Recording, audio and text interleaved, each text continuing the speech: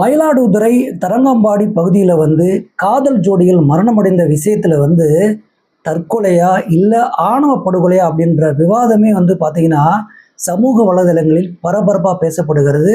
அப்போது அது ஆணவ படுகொலையா இல்லை தற்கொலையா அப்படின்ற உண்மை விவரத்தையும், அதற்கப்புறம் நம்ம கல்வித்துறை அமைச்சராக இருந்தார் இல்லையா, அன்பில் மகேஷ், முன்னாள் கல்வித்துறை அமைச்சர்.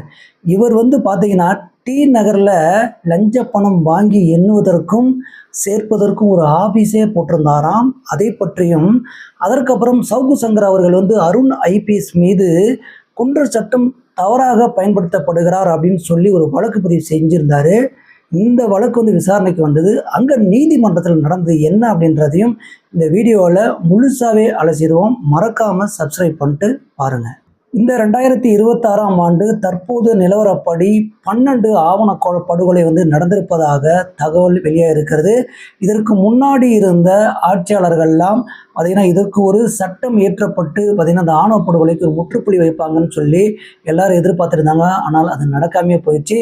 ஆனால் தமிழக வெற்றி கழக ஆட்சியில் இந்த ஆணவ படுகொலைக்கு ஒரு முற்றுப்புள்ளி வைக்கும் விதமாக முதல்வர் விஜய் அவர்கள் ஏதாவது சட்டம் இயற்றப்பட்டால் இந்த ஆணவ படுகொலைக்கு ஓரளவாவது முற்றுப்புள்ளி வைக்கப்படும் அப்படின்னு சமூக ஆர்வலர்களும் மக்களும் விரும்புகிறார்கள்.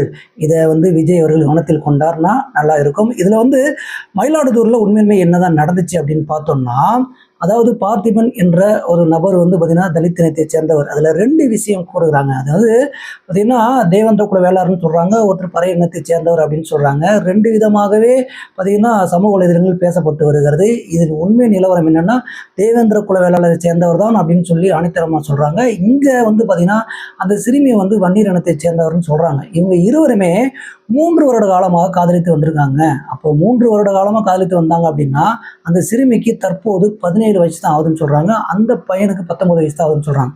அப்போது அந்த சிறுமி 14 வயதிலையும் இந்த பையன் 17 வயதிலையும் காதலிக்க ஆரம்பிச்சிருக்கிறாங்க. இது தொடர்ந்து நடந்துட்டு வந்துட்டு இருக்கும் பொழுது கடந்த 6 மாதத்திற்கு முன்னாடி தான் அவங்க இருவரும் காதலிப்பு தெரியுமா. அந்த சிறுமி பார்த்திங்கன்னா 12ஆம் வகுப்பு முடிஞ்சு காலேஜ் போகிறதுக்கு தயாராக இருந்திருக்காங்க.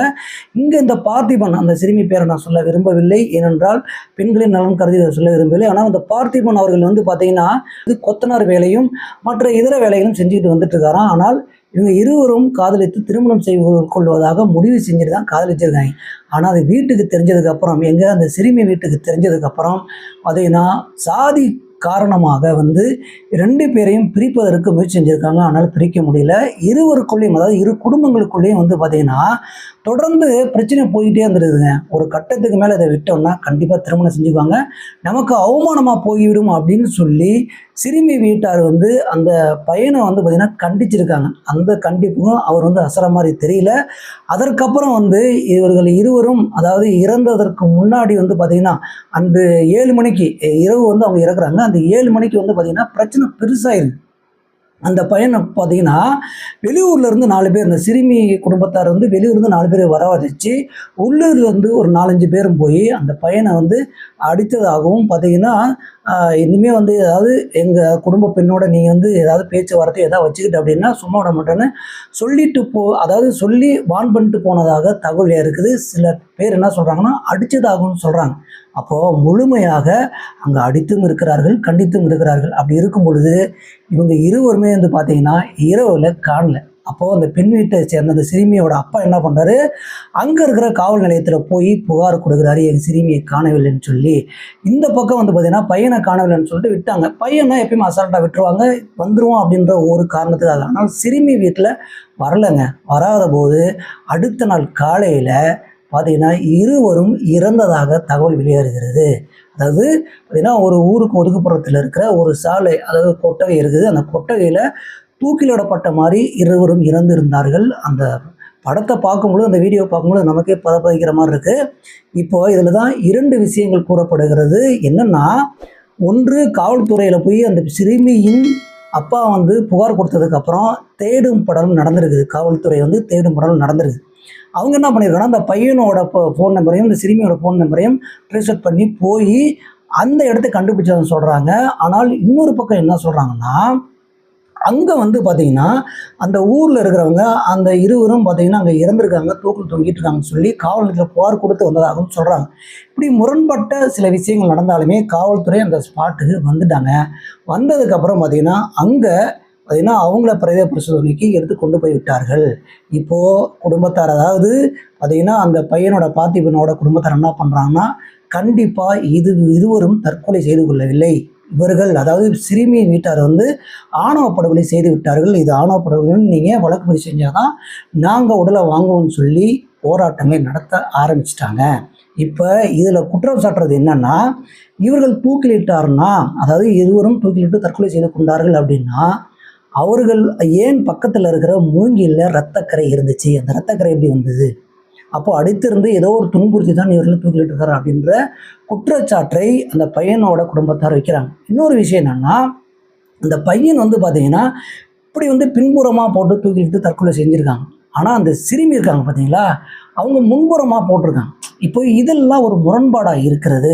கண்டிப்பாக இருவரும் தற்கொலை செய்து கொள்ளவில்லை, ஆணவ படுகொலை தான் செய்திருக்கிறார்கள் என்று சொல்லி ஆணித்தரமாக சொல்கிறாங்க. அதே மாதிரி அவர்களும் வழக்கு பதிவு செய்து அந்த 4 நபரையும் பார்த்தீங்கன்னா சிறுமியோட அப்பாவையும் பார்த்தீங்கன்னா பிசிஆர் வழக்கு பதிவு செய்து, அதாவது சாதி வன்கொடுமை சட்டத்தின் கீழ் பதிவு செய்து வழக்கு பதிவு செய்து பார்த்தீங்கன்னா நீதிமன்றத்திலும் கொண்டு சென்று விட்டார்கள். இப்போ நீதிமன்ற காவலில் வைக்கப்பட்டிருக்கிறார்கள். ஆனால் இங்கே இன்னும் பிரேத பரிசோதனை முழுமையாக வரவே இல்லைங்க. அதற்குள்ளே வந்து பார்த்தீங்கன்னா இங்கே ஆணவ படுகொலை, அதற்கப்புறம் வந்து தற்கொலை தான் செய்து கொண்டார்கள் அப்படின்ற விஷயங்கள் பரப்பப்பட்டு வருகிறது. இதில் எது உண்மை அப்படின்றது பிரேத பரிசோதனை முழுமையாக வந்தால்தான் தெரியும். அதற்குள்ள வந்து பார்த்திங்கன்னா நிறைய வதந்திகள் பரப்புகிறாங்க. இதில் இன்னொரு விஷயம் நடந்திருக்குங்க. அதாவது அந்த பையன் வீட்டை சேர்ந்த நிறைய பேர் வந்து அதில் குண்டாசனும் நிறையா பேர் சொல்லிட்டு இருக்காங்க. அவங்களாம் போயிட்டு அந்த சிறுமி வீட்டை வந்து பார்த்திங்கன்னா அந்த காம்பவுண்ட் சுவர்லாம் அடித்து உடைச்சிருக்காங்க. கிட்டத்தட்ட 2-3 பைக்கெலாம் இருந்திருக்கு, சைக்கிளாக இருக்குது. இதெல்லாம் அடித்து உடைக்கப்பட்டது பின்பு காவல்துறை அங்கே வந்திருக்காங்க. காவல்துறை வந்து பார்த்திங்கன்னா 200க்கும் மேற்பட்ட காவல்துறை அங்கே வந்து, அதாவது இங்கே சாதி ரீதியாக பிரச்சனை இது வந்து வரக்கூடும் அப்படின்னு சொல்லி பார்த்திங்கன்னா பாதுகாப்பும் கொடுத்துருக்காங்க. ஆனால் அங்கு அடித்து உடைக்கப்பட்ட அந்த வாகனங்களும் காம்பவுண்டும் திரும்ப வருமா, அந்த 2 பேர் உயிரும் வருமா அப்படின்றதெல்லாம் நம்ம யோசிக்க வேண்டும். ஏனென்றால் அங்கே நடந்து என்னவென்று முழுமையான தகவல் வெளியே வரவில்லை. அதுக்குள்ளே வந்து ஏன்னா தவறான ஒரு தகவலை வந்து சமூக வலைதளத்தில் பரவப்படுகிறார்கள். இது வந்து வெளியில் ஸ்ப்ரெட் ஆச்சுன்னா என்ன ஆகும்? ஏன்னா உண்மை நிலவரம் என்னன்னு தெரிந்து கொண்டு வெளியிட்டால் நன்றாக இருக்கும். என்ன இருந்தாலுமே இங்கே இரு குடும்பத்தைச் சேர்ந்தவர்களும் 2 பிள்ளைகளை இழந்து விட்டார்கள். இங்கே வந்து பார்த்தீங்கன்னா அந்த பையனோட அம்மா, பார்த்திபனோட அம்மா வந்து போராட்ட களத்தில் ரோட்டில் போராடிக்கிட்டு கதறி அழுத சம்பவத்தை நம்மளால் பார்க்க முடியல. ஒரே ஒரு பையன் நினைக்கிறேன் பார்த்தீங்கன்னா கதறி துடிச்சு அழுதுட்டு இருக்காங்க. இந்த பக்கம் வந்து பார்க்கணும்னா அந்த சிறுமியோட அப்பா வந்து என்ன பாவம் பண்ணார், அவரும் வந்து பார்த்திங்கன்னா இப்போ தண்டனைக்கு உட்படுத்தப்பட்டு சாதி ரீதியாக வந்து அவர் பேசினதாகவும் பார்த்திங்கன்னா சாதி ரீதியாக நிறைய விஷயங்களை அவர் வந்து கூறியதாகவும் பார்த்திங்கன்னா ஆணவ படுகொலை அவர் தான் செஞ்சார், அந்த 4 பேர் கூட சேர்ந்து செஞ்சார் அப்படின்னு சொல்லிட்டு வழக்கு பதிவு செய்து இப்போ விசாரணை வளையத்திற்குள்ளே பார்த்திங்கன்னா நீதிமன்ற காவலில் வைக்கப்பட்டிருக்காங்க. இதுக்கெல்லாம் காரணமே இந்த காதல் தாங்க. அதாவது சிறு வயதிலே இந்த காதல் வருவதற்கும் இந்த சமுதாயம் தான் காரணம்னு சொல்லுவேன். இன்னும் வந்து பார்த்திங்கன்னா இதில் இந்த மொபைல் இருக்குது பார்த்திங்களா, இதனால் பார்த்திங்கன்னா நிறைய பேர் வழி தவறி போகிறாங்க. இதில் நடக்கிற இந்த சம்பவங்களால் பார்த்திங்கன்னா ஒட்டுமொத்த சமுதாயமே பாதிக்கப்படுகிறது. இதில் திரும்பவும் நான் ஒன்று சொல்லிக்கிறேன், இன்னும் பார்த்திங்கன்னா ஆய்வு அறிக்கை, பிரேத பரிசோதனையும் சரி, அங்கே நடந்த ஆய்வு அறிக்கையும் சரி, இவங்க கொலை செய்யப்பட்ட அவர்களிடம் முழுமையாக இன்னும் விசாரிக்கப்படலை. ஆணவ படுகொலையா தற்கொலையா அப்படின்றது இன்னும் முடிவு செய்யப்படவில்லை. அதற்குள்ள தவறான கருத்தை தயவு செய்து சமூக வலைதளங்களில் பரப்ப வேணாம் அப்படின்றதான் நம்மளோட கருத்து. இதில் அடுத்ததாக பார்த்தீங்கன்னா இந்த திராவிட கட்சியை சேர்ந்தவங்க முத்துவேல் கருணாநிதி, ஸ்டாலின்லேருந்து அமைச்சர்கள் வரைக்குமே நாங்கள் மக்களுக்காக தான் சேவை செய்கிறோம் அப்படின்னு சொல்லிட்டு பார்த்திங்கன்னா வாயில் வடை சுட்டே இருப்பாங்க. பார்த்திங்கன்னா ரீல்ஸை அவங்க போட்டு தற்போது விஜய் ஆட்சியை வந்து ரீல்ஸ் ஆட்சின்னு சொல்கிறது. இப்போ கல்வித்துறை அமைச்சராக இருந்தார் தெரியுங்களா, முன்னாள் கல்வித்துறை அமைச்சர் அன்பில் மகேஷ், இவர் வந்து பார்த்திங்கன்னா லஞ்ச பணத்தை வாங்குவதற்காகவே டி நகரில் அவர் ஆஃபீஸ் பக்கத்துலேயே ஒரு பில்டிங்கு, அதை வாடகை எடுத்து 2nd ஃப்ளோரில் இந்த லஞ்ச பணத்தை வாங்கி குமிச்சிருக்கிறாங்க. குமிச்சிட்டு பார்த்திங்கன்னா அக்கௌண்ட்டில், அதாவது அக்கௌண்ட்டில் உடனே அக்கௌண்ட்டில் போட்டு பார்த்திங்கன்னா கொள்ளையாக சம்பாரிச்சிருக்கிறாங்க. இதற்கு பின்னாடி எப்படா கல்வித்துறை அமைச்சராக இருந்து எப்படி பணம் வாங்க முடியும், அப்படியாவது லஞ்ச பணம் வாங்க முடியும் அப்படின்ற ஒரு கேள்விகளை தானே செய்கிறது. இதில் தனியார் பள்ளிக்கூடம் இருக்குது பார்த்தீங்களா, இதற்கு வருடத்திற்கு ஒரு தடவை என்ஓசி வாங்கணுமா, அதுக்கு எப்படி என்ஓசி கொடுக்குறாங்க அப்படின்னு பார்த்தீங்கன்னா, இது ஆல்ரெடி இருக்குதுன்னு வச்சுக்கலாம். ஏன்னா பள்ளிக்கூடம் அப்படின்றதுனால குழந்தைகள் நலன் கருதி நீங்கள் அங்கே பாதுகாப்பு செய்யப்பட்ட விஷயங்கள், அதாவது ஏதாவது ஃபயர் ஆயிடுச்சுன்னா அதுக்காக பாதுகாப்பு என்ன செஞ்சு வச்சுருக்கீங்க, அதற்கு என்ன விஷயம். அதற்கப்புறம் வந்து பார்த்தீங்கன்னா பில்டிங் எந்த அளவுக்கு ஸ்ட்ராங்காக இருக்குது, எது பிரச்சனை இருக்கா இல்லைன்றது என்ன வச்சுவாங்க. குடிநீர் பிரச்சனைகள் தரமாக இருக்கா இல்லையா அப்படின்றது என்ன வச்சுவாங்க. அதற்கப்புறம் முக்கியமானது என்னென்னு பார்த்தீங்கன்னா சுகாதாரம் எந்த அளவுக்கு இருக்குது அப்படின்றதையும் என்ன வச்சுவாங்கணுமா. இதுக்கெல்லாம் வந்து பார்த்தீங்கன்னா ஒரு குழுவை அமைச்சிருக்காருங்க. அதுக்கு பேர் வச்சுருக்காரு பாருங்க, AIPEA, அதாவது ஆல் இந்தியா பிரைவேட் எஜுகேஷன் பார்த்தீங்கன்னா அசோசியேஷன் ஒன்று வச்சிருக்கிறார். இது எதுனா இவரே உருவாக்குனது. எப்படின்னா மக்கள்கிட்ட வந்து ஏமாத்துற விதம் எப்படி நடந்துக்கணும்னு பார்த்தீங்களா, இந்த மாதிரி ஒரு அசோசியேஷன் வச்சு நான் வந்து பார்த்தீங்கன்னா பள்ளிக்கூடங்களில் அதாவது இந்த மாணவர்கள் நலன் கருதி இதை கண்காணிக்கிறேன்னு சொல்லிட்டு இவங்கள்ட்ட NOC வாங்குறதுக்கே பணம் வாங்கியிருக்காரு. இதற்கு முத்துக்குமார்னு ஒருத்தர் இருக்காரு. இவர் தாங்க வந்து பார்த்தீங்கன்னா முக்கியமான ஒரு புள்ளி. எப்படியே யார் மகேஷ் பொய்யாமொழி இருக்கார் பார்த்தீங்களா, அவரோட க்ளோஸ் ஃப்ரெண்ட் தான். இவர் தான் வந்து பார்த்தீங்கன்னா பணத்தெல்லாம் வாங்கி எண்ணி அன்பில் மகேஷுக்கு அனுப்புறது. இதில் இடைத்தரகராக இருந்தது யாருன்னா 2 பேருங்க முக்கியமானவங்க. அவங்க யாருன்னு பார்த்தீங்கன்னா PT அரசகுமாரும் பார்த்தீங்கன்னா பழனியப்பனும் வந்து பார்த்தீங்கன்னா முத்துக்குமார் கீழே வேலை செய்கிறாங்க. இதுக்கு கீழே அதாவது இவங்க 2 பேருக்கு கீழே வந்து பார்த்தீங்கன்னா 10-15 பேர் வேலை செய்கிறாங்களாம். இவங்க தான் வந்து பார்த்தீங்கன்னா தனியார் பள்ளிக்கூடத்தில் போய் இதுலொட்டன்னு சொல்லி பார்த்தீங்கன்னா NOC வாங்கினா இவ்வளோ ஆகும்னு சொல்கிறது. அதுக்கப்புறம் இவங்க என்ன பண்ணுறதுன்னா லஞ்ச பணத்தை வாங்கிட்டு வந்து முத்துக்குமார்கிட்ட கொடுக்குறது. இதில் இன்னொரு விஷயம் என்னென்னு பார்த்தீங்கன்னா டாக்குமெண்ட்லாம் ரெடி பண்ணிட்டு ஃபோன் பண்ணி வந்து உங்களுக்கு டாக்குமெண்ட் ரெடி ஆகிடுச்சுன்னு சொல்லிட்டு பணம் வந்ததுக்கப்புறம் உடனே டாக்குமெண்ட் போவோமா, அந்தளவுக்கு ஆஃபீஸ் செட்டப்லாம் ரெடி பண்ணி வச்சுருக்காங்கன்னு வச்சுங்களேன். உடனே இதெல்லாம் நடந்திருக்கிறது. இப்போது அரசகுமார் மட்டும் கைது செய்யப்பட்டிருக்கிறார். அது அப்ரூவராக மாறிட்டார். ஆனால் பழனியப்பனும் முத்துக்குமாரனும் கைது செய்யப்படவில்லை. இருவரும் கைது செய்யப்பட்டால் அன்பில் மகேஷ் உள்ளே வந்துடுவார். கைது செய்வதற்கும் வாய்ப்பு இருக்கிறது. ஆனால் இருவரும் இன்னும் பார்த்தீங்கன்னா விசாரணை வளையத்துக்குள்ளே வரல. அடுத்த கட்டம் என்ன நடக்குது அப்படின்றதையும் பொறுத்திருந்து பார்ப்போம். இதில் வந்து பார்த்தீங்கன்னா எல்லாமே லிக்விட் கேஷ் தானா. ஏன்னா ஜிபே போட்டால் ஆதாரத்தோட சிக்கிடுவாங்கல்ல. இப்போ நிறைய பேர் வந்து பார்த்தீங்கன்னா இந்த மொபைலால் தான், இந்த ஆன்லைன் மூலியமாக தான் எல்லாருமே சிக்கிட்டு இருக்காங்க. இந்த ஆட்சி கவிக்கணும்னு ஒரு முடிவு பண்ணிட்டு இப்போ பல கூத்து பண்ணிட்டு இருக்காங்க பார்த்தீங்களா. இதெல்லாம் வந்து மொபைல் ஃபோன் ட்ராக்கிங்கு ரெக்கார்டில் தானே போச்சு. அதனால் இவரெல்லாம் வந்து ரொம்ப எச்சரிக்கையாக வந்திருக்கிறாங்க. எல்லாம் லிக்விட் கேஷ் தான் வாங்கியிருக்கிறாங்க. இதில் PT அரசகுமாருக்கும் பழனியப்பனும் 2 பேரும் பார்த்தீங்கன்னா 100 கோடி அபேஸ் பண்ணியிருக்காங்க. அப்போ அங்கே எவ்வளோ போயிருக்கோம். மகேஷ் பொய்யாமொழிகிட்ட 10,000 கோடிக்கு மேலே இருக்குன்னு சொல்கிறாங்க. அப்போ இதெல்லாம் உண்மையாக தான் இருக்குமோ. பார்த்தீங்கன்னா தரமாக விசாரித்தோன்னு வச்சுங்களேன், தரமாக ஆதாரம் எடுத்தோன்னு வச்சுங்களேன், நிறைய பேர் உள்ளே போவாங்கன்னு நினைக்கிறேன். இதில் அடுத்ததாக பார்த்தீங்கன்னா சவுக்கு சங்கர் அவர்கள் வந்து போன ஆட்சியில் எந்த அளவுக்கு வந்து பாதிக்கப்பட்டார், கைது செய்யப்பட்டார், குண்டாஸ் போடப்பட்டார் அப்படின்னு நமக்கு தெரியும்.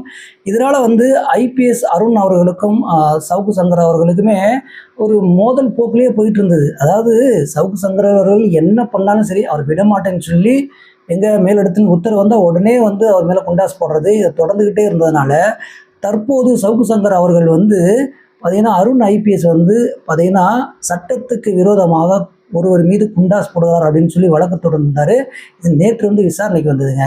இப்போ சென்னை உயர்நீதிமன்றத்தில் இதுக்கு என்ன சொன்னாங்கன்னா, இருவரும் அதாவது சவுக்கு சங்கருக்கும் அருண் IPS அவர்களுக்கும் முன்னுரிதம் இருக்கிறது, காழ்ப்புணர்ச்சி இருக்கிறது. இதன் காரணமாக வழக்கு தொடர்ந்திருக்கிறார்கள். அதனால் தள்ளுபடி செய்கிறேன்னு தள்ளுபடி செஞ்சுட்டாங்களாங்க. இதில் ஒரே ஒரு விஷயந்தான் என்னென்னா, நம்ம இதுக்கு மேலே வந்து பெருசாக பேச போகிறதில்ல. ஏன்னா நீதிபதி அவர்களை பற்றி சொன்னோம்னா உடனே வந்து நம்ம மேலே இது நடவடிக்கை எடுப்பாங்க. இதில் வந்து நம்ம ஒரு கேள்வி மட்டும் கேட்டுருவோம். அதாவது சவுக்கு சங்கருக்கும் அதாவது யாரு அருண் IPSக்கும் ஒரு காழ்ப்புணர்ச்சி இருக்கிறது, 2 பேருக்கு ஏதோ முன்னுரிதம் பிரச்சனை இருக்குதுன்னு வச்சுங்க. ஆனால் என்ன பிரச்சனை அப்படின்றத தெளிவுபடுத்தணுமா இல்லையா? அந்த பிரச்சனை தெளிவுபடுத்தவே இல்லை. என்னன்னே தெரியல. ஆனால் வந்து சம்பந்தமே இல்லாமல் வந்து யார் சவுக்கு சங்கர் அவர்கள் அருண் IPS மீது வழக்கு தொடர்ந்தார் அப்படின்னா, சம்பந்தமே இல்லாமல் அருண் IPS அவர்கள் வந்து ஏன் சவுக்கு சங்கர் மீது குண்டாஸ் போடப்பட வேண்டும் அப்படின்ற ஒரு கேள்வி தான் நம்மளுக்கு கேட்க தோன்றுகிறது. மக்களே, நீங்களே நடப்பதை பார்த்துக்குங்க. இந்த மாதிரி தமிழ்நாட்டு உலகத்தில் நடக்கும் அனைத்து விஷயங்களும் தொடர்ந்து அலசுவோம், தொடர்ந்து பேசுவோம். மறக்காமல் சப்ஸ்கிரைப் பண்ணிட்டு வீடியோ பாருங்கள். வணக்கம்.